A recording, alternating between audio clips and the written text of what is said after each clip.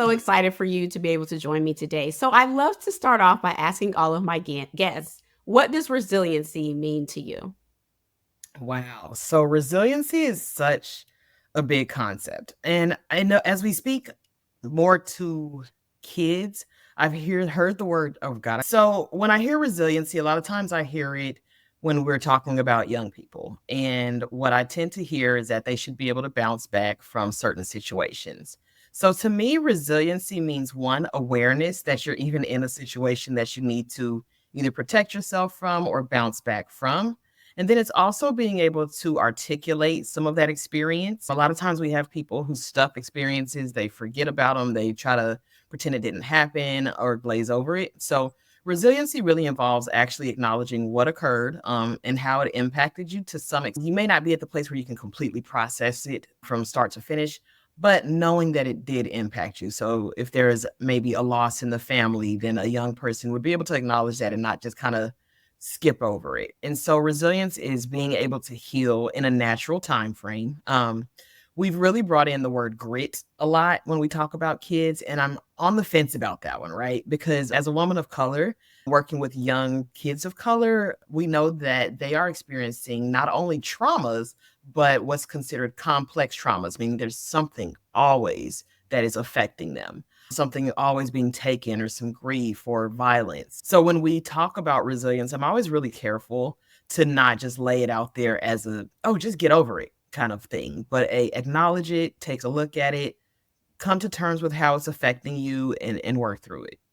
Definitely. I love that description from a therapist, right? Because it's very real. And that was one of the reasons why I wanted to start this podcast was because I wanted people to understand that children just don't bounce back just because they're young, right? And also exactly what you said, acknowledging the fact that something has occurred because we won't be able to go forward if we can't acknowledge that.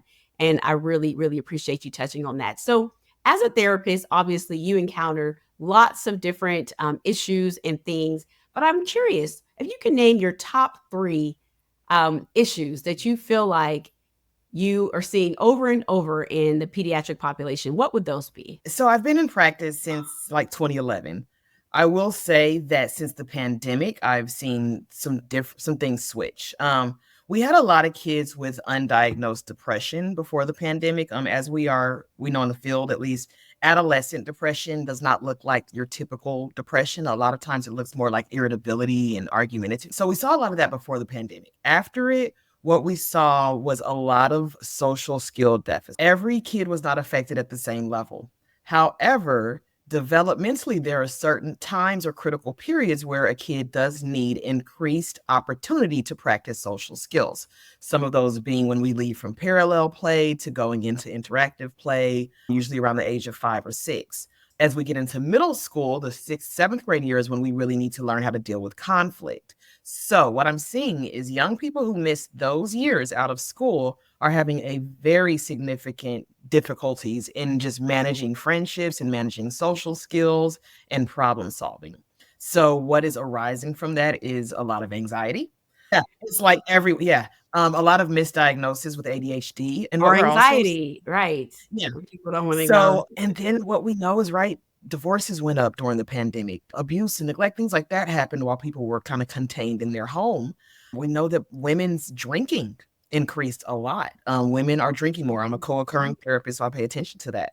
So with that, we're now seeing the responses that the youth have had from parents who are maybe unavailable, who have had to self-soothe or self-entertain. So now I am seeing young people getting into vaping and other things a lot younger than they typically were. For a while, we were seeing kind of drugs and alcohol start around 14. It's happening much younger. 10 to 12-year-olds are now experimenting with substances. So those would be my three. Definitely the increased anxiety. Again, substance use in kids has gone up, and just bullying and poor social skills management. No, I think you definitely, hit the nail on the head there.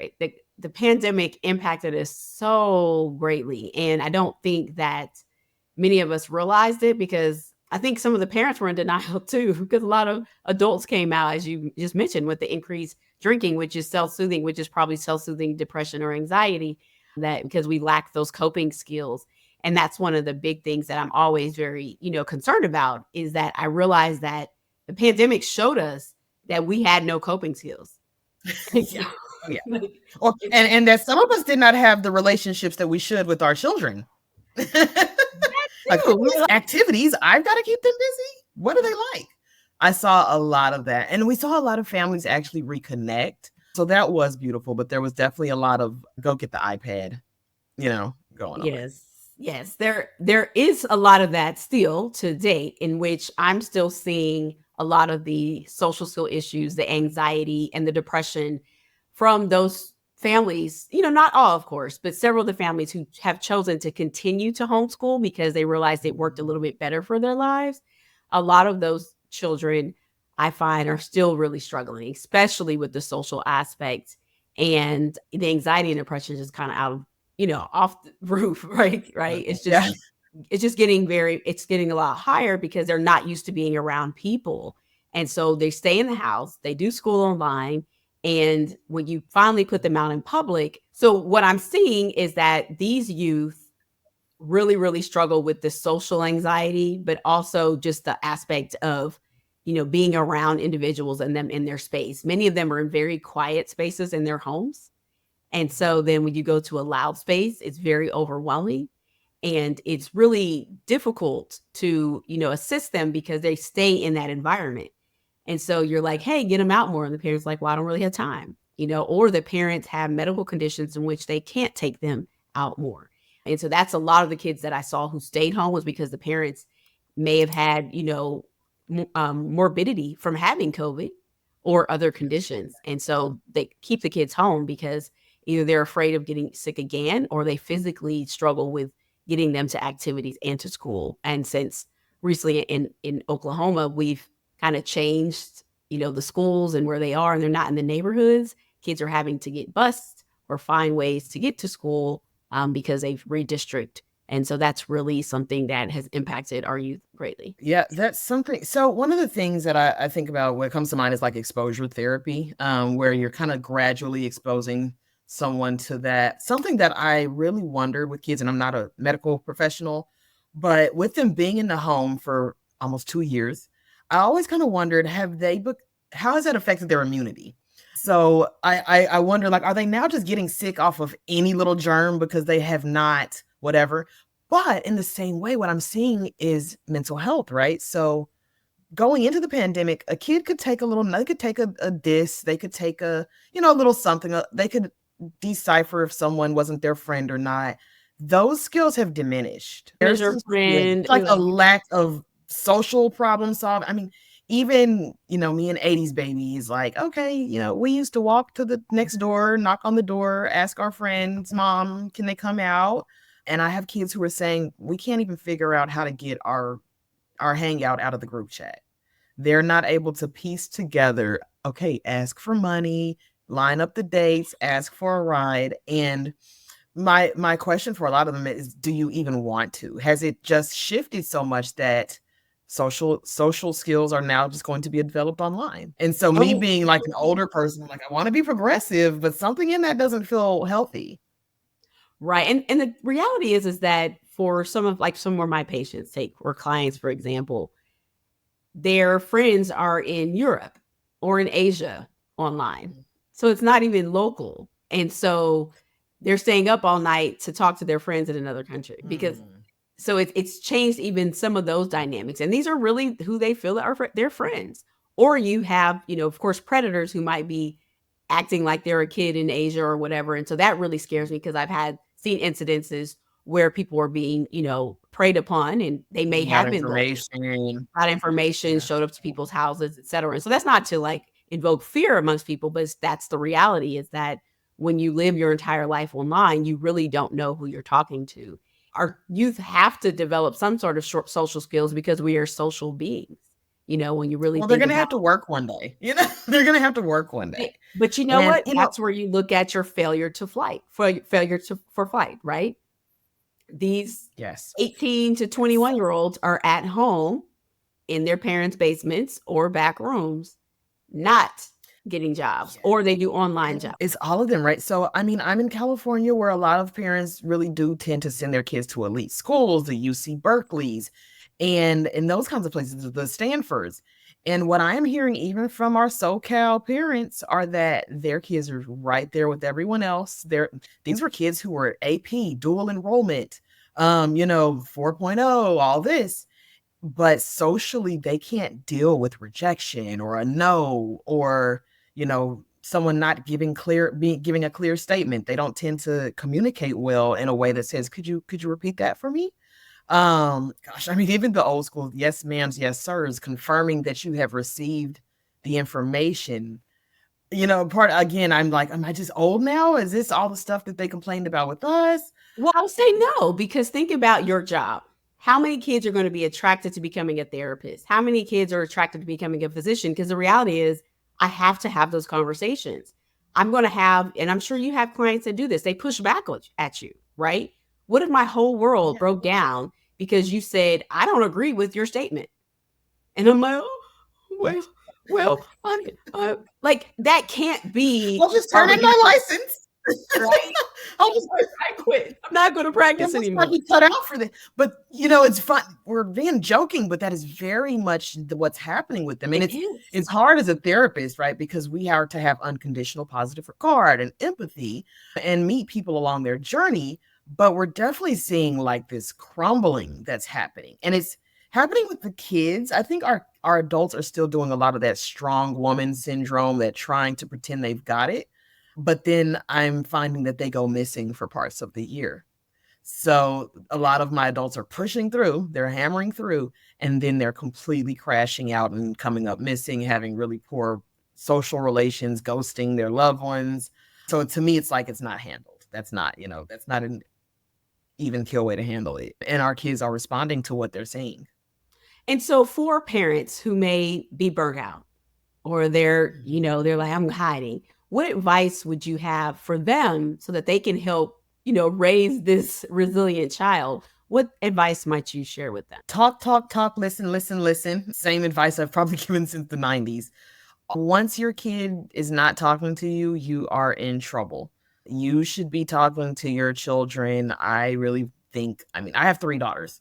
They are ranging from ages 12 to 20. I easily spend 3 hours a week talking and hearing and listening to them about their lives, their goals, their ambitions. Even if it's 10, 15 minutes a day. When you have multiple kids, it does get harder for sure to carve out that time. You may just have, Monday's the day with kid A, kid B, kid C.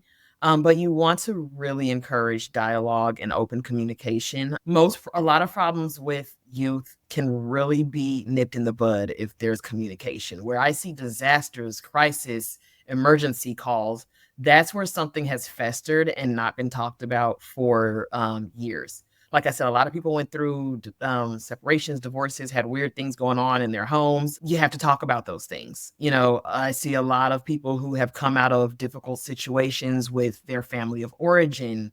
I've had clients who the kids have witnessed mom and grandma having fist fights. Kids aren't forgetting. They don't forget these things. They're going to Oh, process and reprocess them in a way that is maladaptive to their functioning.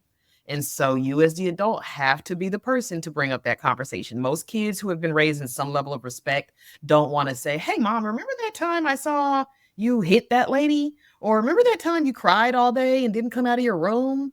Kids typically won't bring those things up. We have to bring them up. We have to be mature enough. And it doesn't mean, that we're fully healed from it. We might be crying with our kid right through it, but that's good for them to see that mommy's hurting, daddy's hurting too. This was hard for all of us. This was hard as a family.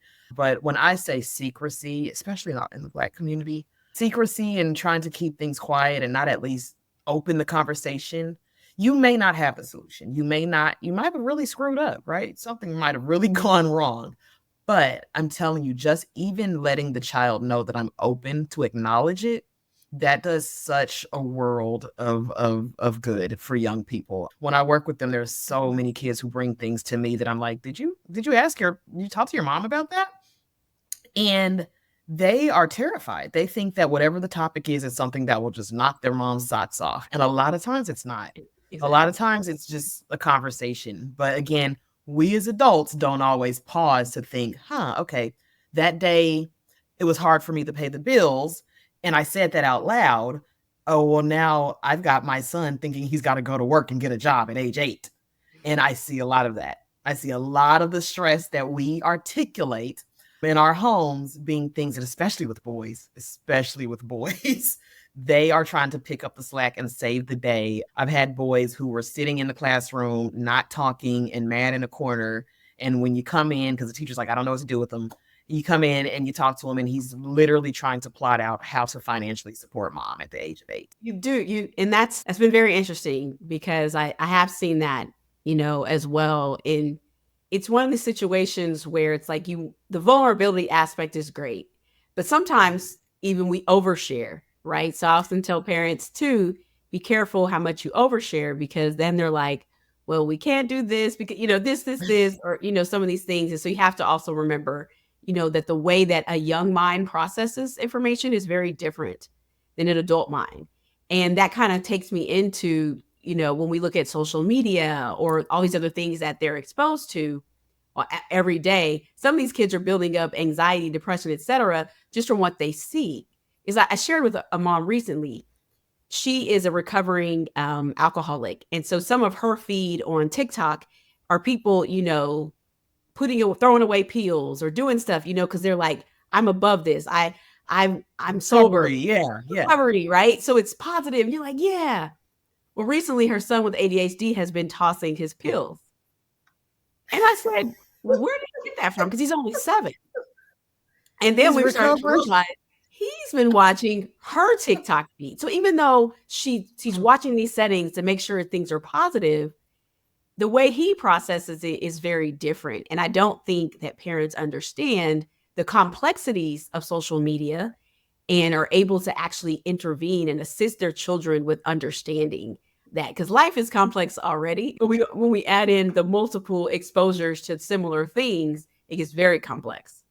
Very Right, whether complex. it's body image stuff or drug, alcohol stuff, or even just a lot of the misinformation that's going on around about physical and mental health. I think everyone's now neurodivergent. Everyone's now autistic. Everyone in the world is, all of which I'm one, I'm one of those therapists who's a little non-traditional. I tell people that I can diagnose, but I'm like, what hurts? How do we fix it?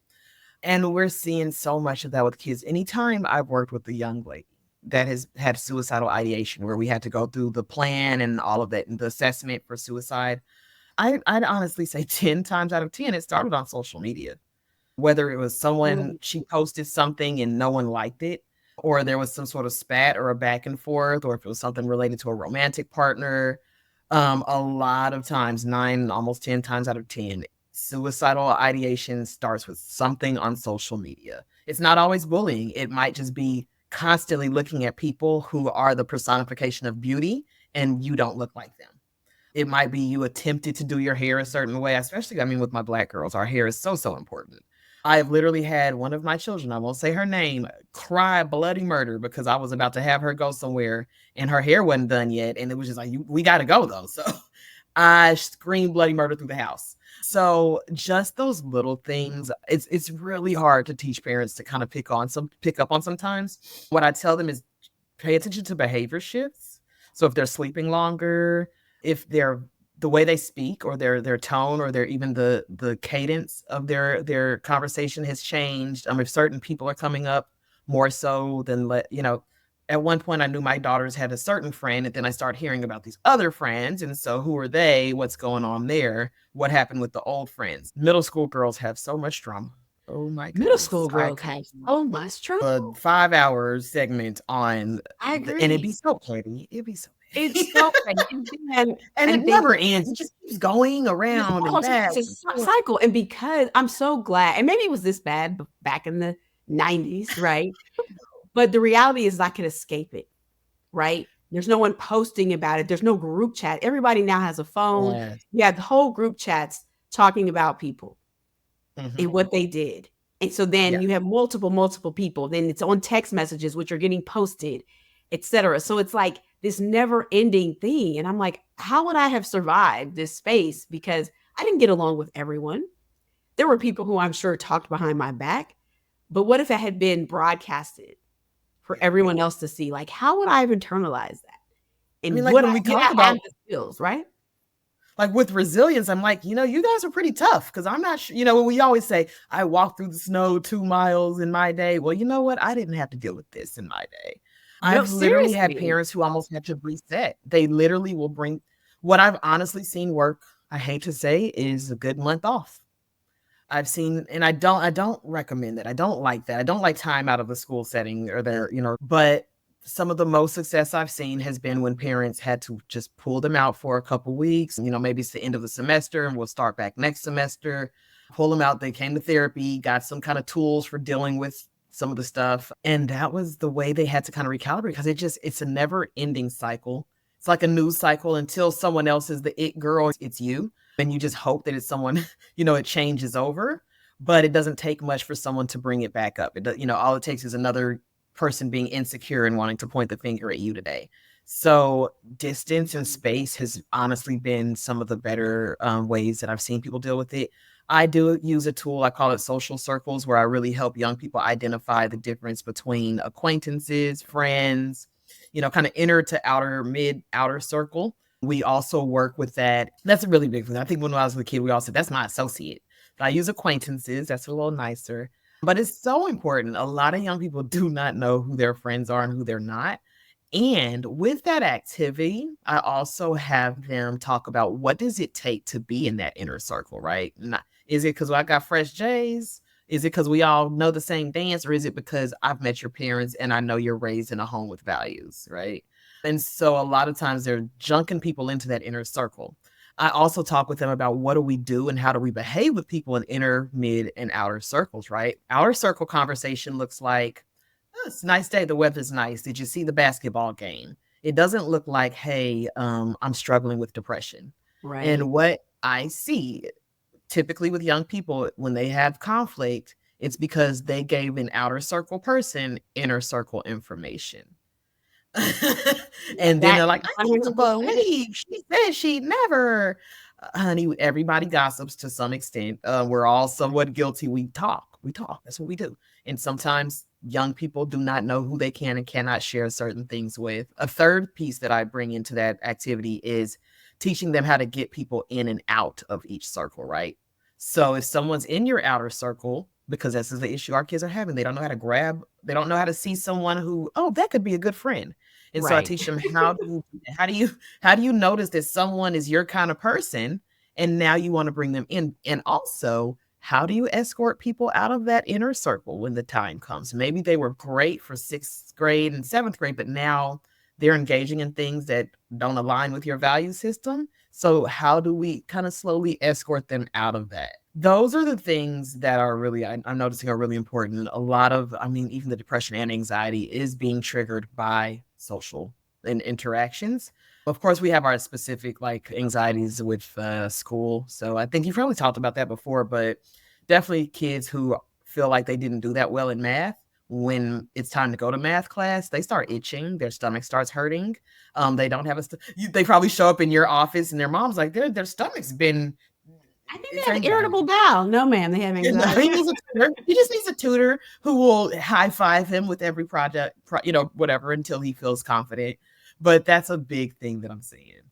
No, and one of the things, that is important that you kind of were mentioning is just the fact that being able to talk to your child would allow you to also see inner circle, outer circle, and who they might need to bring in too. And so I Mhm. am, and call me a little bit old school, and we don't always do this in my family, but I really wish people would come back to sitting at the table because I feel like it gives an opportunity to not only eat a little slower, which is good for digestion and everything else and Yeah. overeating, but it also allows everyone around the table to say something, right? And Mhm. that way, your family should be your inner circle, hopefully.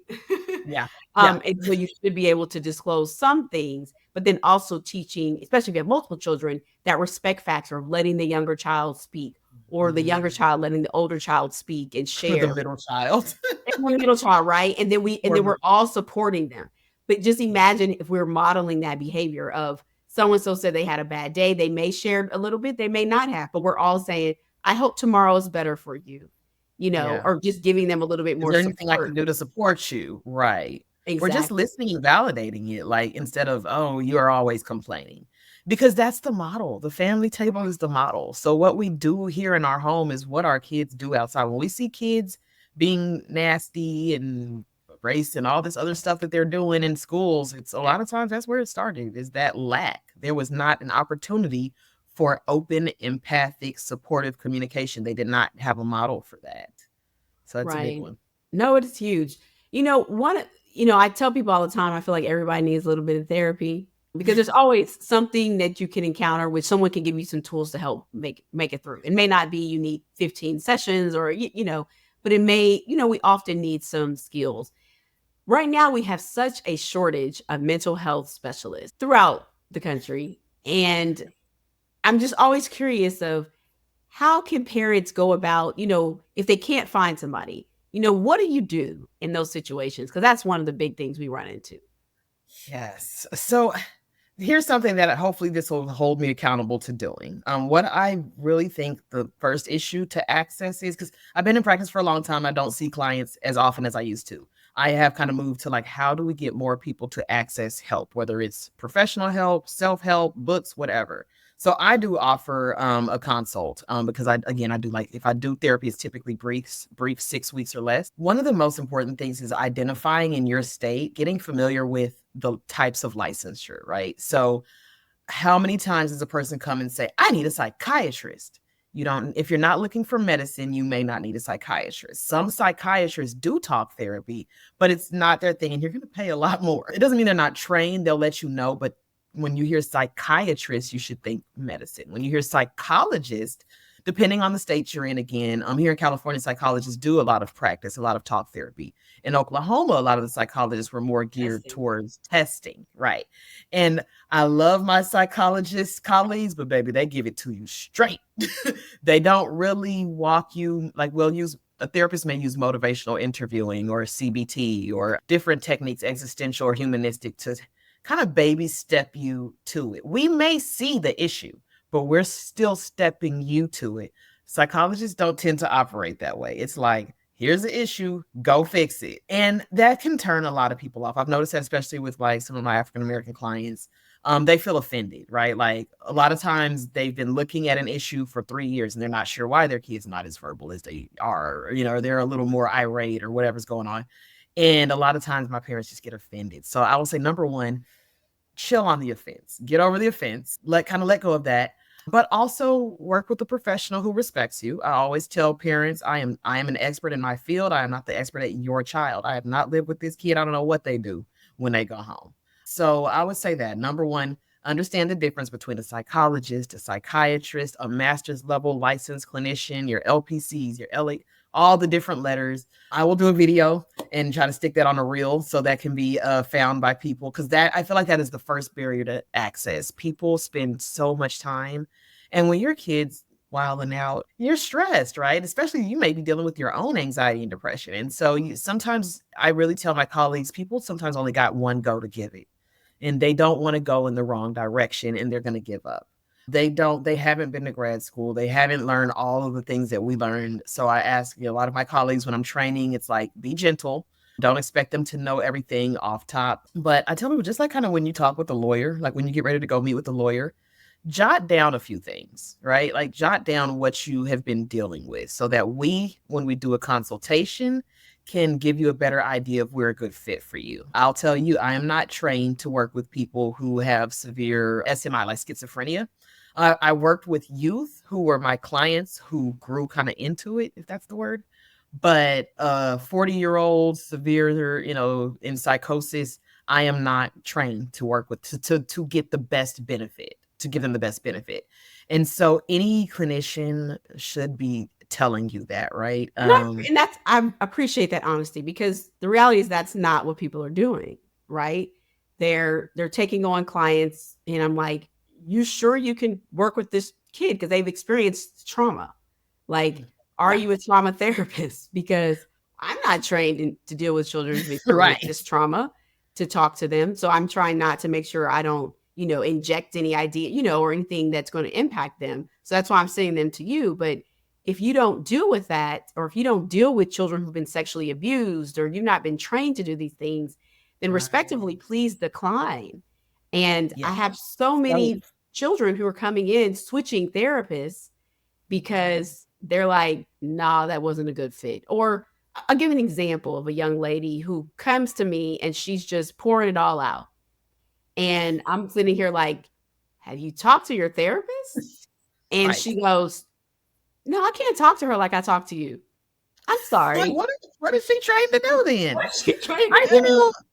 I started working with young people because coming into the field under supervision, Medicaid is all you pretty much can take because they'll pay people who aren't licensed yet. So a lot of us in Oklahoma, kind of by default, we're working with young people. I'll say like California, in some of our more liberal or progressive states, a lot of adults have state medical coverage. There, that was the default. And I remember somewhere in my career, a woman telling me like, "No, you're good at this," and me thinking, I don't even like I don't even like kids, and I'm just very successful with them. The kids who, people, you'll never get her to talk. She is, or the young men who are hardcore and he's always like fights people. I've never had a kid swing on me. So it's a skill, it's a calling in some ways. But yeah, we do have a lot. That's something I noticed there and in other places that kids kids can't complain as much, if that makes sense. Like I feel like sometimes therapists get into session with kids and feel like they don't have to do as much because kids don't really necessarily have an expectation of what their care should look like. Whereas a mom might say, like, I'm definitely seeing this nowadays. A lot of people are coming to therapy and they're like, my therapist was talking about her life more than she listened about mine. And I'm ashamed. Like, I'm embarrassed as a clinician to hear these things. Like, you pay for what? But again, kids don't always know those things. And so I think, unfortunately, there are professionals, if you call them that, who take advantage of that hour or that 55 minutes that they have with young people. Yeah, I we see say, a lot of, and I will say we see a lot of group therapy that shouldn't be group okay. therapy. Like Ooh, everyone just goes to the library, and I'm like, who's gonna talk about their feelings at the library? This child needs individual. I'm all for group therapy, but if you need individual, you need individual, and if you benefit yeah. from group, you benefit from group, and And you and there are should. people who shouldn't be in both, right? Some people we have to do individual with them to see if they're prepared for a group. Then even the group may need to be an open group, meaning people can come in and out of it. But for what a lot of our kiddos are dealing with, we need closed groups. We need, meaning there's 6 people in it, and those are the 6 that you're sticking with. You're not going to retell your story to a new guy next week. That was one of my, I don't want to get into my tension with some of the way that Oklahoma did mental health. A lot of people are like, why are you moved? Like, because we kind of do mental health a little different here. I've seen recently that there's become like a vendor system where state funding can kind of be spread out. That was just to get into almost policy. That was one of the biggest issues I saw with my colleagues is that fee for service Medicaid money does not always create the type of, I guess, the funding that you need to do the type of care that is needed by the kiddos. And so you're kind of doing this one-off therapy, and it doesn't, unless you can budget really well, doesn't create the setting that a lot of young people need. And so you might have a group that was supposed to be a closed group, but because this kid doesn't have transportation, they're either expecting you to pick them up or they're not coming. And so now that's changed the dynamics of your group. So there are a lot of kinks that I think need to be worked out in treatment. But I would definitely say a lot of young people, you need to have them in individual before group. It's, to me, more rare that you would have a kid who's only in group and not doing individual. Usually it's the other way around. If It they're just in group, depends on who takes them on. like if you're in group, it's, my thought is that you have done some individual work and this is maybe a maintenance group or something to just maybe practice like social skills. But talking about someone who harmed you at the age of 7 or whatever is typically not something you want to jump into in a group. Right. Another top, yeah. Hopefully that That was evaluation. something else you brought up that I definitely wanted to reiterate, and I love that you said is that as adults, we see kids go through situations and we're like, oh, why aren't you over it? And it's very important. I have to teach teachers this, sometimes counselors, parents. They don't have the mental tools that we have. So at 12, of like my daughter recently lost a friend to a car accident. She does not have the mental tools for processing grief that I have at this ripe age of a young 23.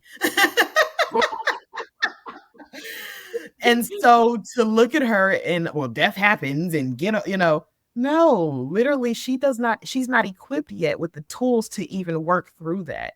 So to expect kids to just go off on their own and get over and get through things is pretty harmful. Really, it's pretty No, it is. And I think just with everything, I always tell people kids aren't just little adults. That's not the case. The frontal lobe, the front part of your brain is not developing at the same rate. Hence why children are more impulsive, right? That impulsivity doesn't really decrease right. until That about age decision making 5. isn't happening. Yeah. Right. People don't realize adolescence goes to 25. I try to explain that to people all the time because they're like, oh, you're still seeing these 20 and 21-year-olds? Yes, because they are not ready to take flight. And so before I send them to the adult world where somebody's not just going to call you back, you might not be able to just get in as quick as you need to. All those other things, like you have to call, I'm still babying them some so I can prepare them for the real world because in reality, that's just not how things are. And so it's been very interesting to see how different things are post pandemic, the mental illness that is going on with so many of our youth leading to substance abuse. I think that's what the Americans Medical Academy or pediatrics was saying, that the number one public health issue is isolation. I don't know if I've worded that right, but that is something that I've seen. Everyone's isolated. They're not meeting up, right? Kids don't know how to socialize because parents aren't even socializing. Where's my model for that? So Right. And it's difficult. we'll And I just think, it's very difficult. Go ahead. Sorry. Mhm. I would say just kind of that cohort of pandemic graduates. I'm sure we will be studying the effects for years. I'm not with that group of people who's like, it's over, it happened, it didn't affect them. No, it's still there. And we need to really take a look at the ways, because I mean, for a while I thought, oh, it's just me. I've got a 20-year-old and she's getting there. But I'm hearing the same thing from elite. I had my kid in private school parents. They're like, my kid is at my house. He's been in college for 2 years and he's got 3 credits. He's gone from basket weaving to firefighting so it's not just so I would definitely say, as parents come out of being embarrassed or ashamed, talk to other parents about it. Exactly. I love what you said about the age limits. That's something that hit me coming here to California. So I have a contract with San Bernardino County where I provide probation programming for juvenile probation. Juveniles here are 12 through 24, maybe even 25. So when I'm in a facility or I'm sending my people into a facility or I'm designing programming for 24-year-olds, full well knowing that they may not remember how to make an appointment. They may need a reminder of how to check their, medication or to go to CVS. They may need a little card that tells them the step by step. And as professionals, it's kind of like we're in this space of, we're not your parent, but we are the person who is professionally here as when you're kind of at this stage of life. So we do want to see these people move to independence. I'm seeing it with college professors as well. They don't know what to do with these. I understand if there's dynamics of the households or, rules being broken and Yeah. struggles and, I get it. There are things, but the thought that at 18 you were grown, we definitely need to push out of our minds and Mhm. realize that these brains are not developing in the same way. And so therefore we kind of have to change those expectations and kind of confront it a little bit differently because that's what's happening. That's the reality. And we can't just say, well, you should be, but that's not where I am. I mean, as we look at other cultures, and I mean, I know our audience is probably not only African American families, but as a person from Black culture, that's one of the things that I'm recognizing. Definitely even more here where I'm around a much more diverse population, where I have friends who are Indian and Asian and all, shades of everything. It's like, why do we do that? Like, I've got friends who are, I've got Filipino friends who have 30-year-olds in their home. They have nice 4 or 5 bedroom homes. The 30-year-old works. They save money because rent's high. They put that money up towards developing something and building wealth and legacy or investing in a business. And I see it with a lot of, I don't want to rain on us. I love us. But I'm definitely noticing that some things other folks are getting right that we could maybe try. Maybe we But don't have to. the reality was that that's not, if you go back to our ancestral culture pre-slavery, I Mhm. had the benefit of traveling to Senegal recently, multi-generational family. They have these little compounds, right? Everybody kind of lives and works and helps. and taking care of the elders, and it doesn't, go back on one person, and kind of the way that we're unfortunately, very discombobulated now. And I think that unfortunately that is a result of, being taken from your homeland, and now, things are a lot different. And having this hyper independence. Like so when we talk about psychotherapy, you kind of have your greats, your classics, your Freud, Adler, those guys. And so I'm leaning more towards Alfred Adler. So if you want to do the research, he's there.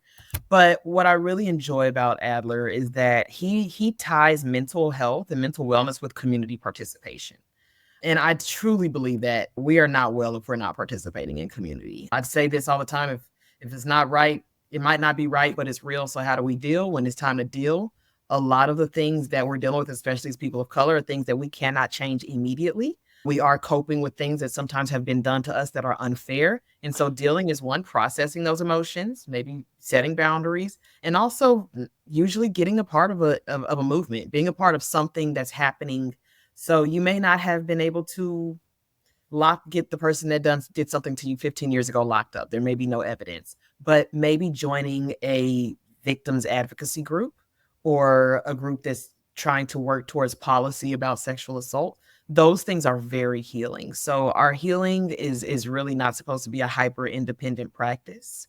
It is something that's done in community. I completely agree. And I look forward to seeing how people try to expand their communities, because, we move more, not necessarily with our families, but finding a sense of community, I have seen just truly elevate not only the parents' mental health, but as well as the children, when you are not just isolated on your own. I think that's a great thing for us to focus on and to, kind of pay attention to. So, we're gonna wrap it up in a little bit. But what are some final thoughts that you would like to just share with our audience? Gosh, I like that one, the community one. That was a great final thought. It feels so much better when you find out it's not just you. As parents, I want you to know I have counseled thousands of young people over the past 10 to 15 years. There has been, I don't know that I can name anything that was something that I said that was only that one kid. Whatever that kid did, I can probably count about at least 8 other clients that had that. And I'm talking about severe things, things where they are using the restroom willfully on themselves or in your home and And hiding it. carrying I've it seen on it. walls. Yes, hiding it in vents. I had one baby hid it in vents. It's all of that. Right. Never just So one. learn to laugh, right? Learn to laugh, but also problem solve, right? Make that appointment. I'm not going to shout out any specific ones, but there are definitely kind of places where you can look for therapists that are therapists of color who you feel like may understand your situation better. The waiting lists are long. They are whatever that therapist needs, do it. Not like do whatever they say, but like for me, my referral form it asks for your insurance information because before I meet with you, I'm going to check to make sure that I'm not promising you 12 sessions and then you have to pay something that you can't afford. So do that. Call your insurance, find out ahead of time. If you can say to a therapist, I've already checked and I know I have 8 sessions authorized, that helps us a lot, get you in faster. Use your EAP. Amazon, United Behavioral Health, a lot of places have really good employee assistance programs. So call your HR department before spending the money on therapy, before even having to spend it on a copay. Use your EAP. They will typically authorize 3 to 8 sessions, and you can re-up on those. I have parents who are like, oh, we're at the end of the 8. Let me call again. I have a parent who has used her work EAP for her child. You can do that. So always call, find those things out. I know a lot of therapists like EAP because it's kind of easier sometimes, doesn't always pay as well, but it's just less on us. Lastly, I'll say if you got some paperwork you need filled out, FMLA or any of that, tell us in advance. We do know, right? So before the pandemic, before everybody just ran to therapy, we're very well aware that sometimes our signature or our diagnosis is necessary to get you that time off of work. The way that tends to work with us, though, is we like to be seeing you for at least 30 days. We're trying to accommodate, at least I'll say I'm trying to accommodate those people because I'm aware that there are people who have been stressed out on their job for years and they need that time off right now. But we have to balance ethically whatever we're putting on that form. Do we really know you or were you just trying to get some time off covered? So let them know that in that consultation. Therapists, y'all should be doing consultations. Don't just be popping people into therapy. You need to spend 15 minutes finding out what's going on and if you can treat it or not. If you're like me in that consultation, you will at least send them in another direction that will help them. So that's what you should be doing. Talking to other parents, being exposing that your child eats his boogers at 20, or, whatever. And if you have adult children, please, they have to set their own appointments unless they're going to sign a form that says we can all be in communication. I know you know that your son has a problem and he doesn't see it, but sweetheart, we legally and ethically cannot treat Exactly. him through you. But we are I'm very open to working with you so that you can either get him to that place or just figure out what you need to do to help yourself deal with it. Co-sign that one. Please don't send me portal messages about your 20-year-old because I'm not going to respond. I'm going to call your 20-year-old and say, hey, your mom sent me a message. Is this what Because you the wanted way to HIPAA talk set up, the way HIPAA is set up, and me and my malpractice insurance that I pay for is set. Right. I'm not getting sued today. Thank you. So it's been such a pleasure chatting with you. We'll definitely have to do this again. There's so many different topics I'd love to delve into with you. So everybody, this is Tamika J. Carter with Advantage Counselor. Go ahead, give your handle for IG. Yes, I'm at the Advantage Counselor. Again, that's at the Advantage Counselor. If you have girls, girl mom, girl dad, foster, whatever, love young ladies, then you can follow at Girls in Class, and that's for my girls programming. Awesome. We wish you the best with all of that. Thank you so much. Thank you.